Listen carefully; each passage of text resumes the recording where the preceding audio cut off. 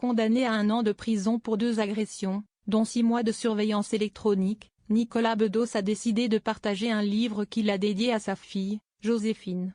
Dans La soif de honte, publié par l'Observatoire, il raconte son parcours et révèle avoir lui-même été victime. Invité à participer au film Quelle époque.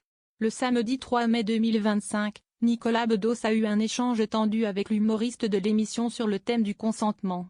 Le cinéaste a cependant décidé de poursuivre la promotion de son œuvre en partageant la publication sur son compte Instagram. Nicolas Bedos a été vivement critiqué pour la sortie de son livre. Nicolas Bedos a écrit « J'ai gardé le silence pendant 2 ans.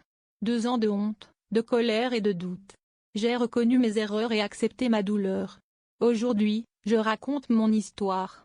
Non pas pour me justifier, mais pour tenter de comprendre ce qui m'a conduit à cet effondrement, et ce que cela révèle de nous, de moi, de notre époque. Mais voilà que certains ont laissé des messages assez virulents. Du coup vous reversez les bénéfices engendrés à une association de défense des femmes?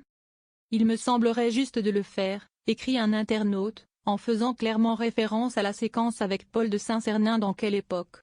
Encore une carrière brisée, un Field qui va faire du fric avec ses comportements délinquants et qui a table ouverte dans tous les médias. Fais-toi oublier, ce sera plus décent, rédige un autre.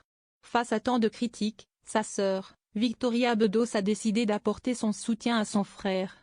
Elle a alors partagé sur son compte Instagram le passage de son frère dans l'émission de Léa Salamé dans lequel il présente ses excuses aux victimes, préférant ainsi publier les mots de Nicolas Bedos qui indiquent ne pas avoir cessé de demander pardon. Moi je pense sincèrement que la meilleure manière de s'excuser, c'est de changer. Et de changer sur le temps long. Ce qui compte c'est ce que je fais au quotidien, me soigner, reconnaître, ne pas faire appel, assumer mes fautes, ne plus sortir, détaillait-il.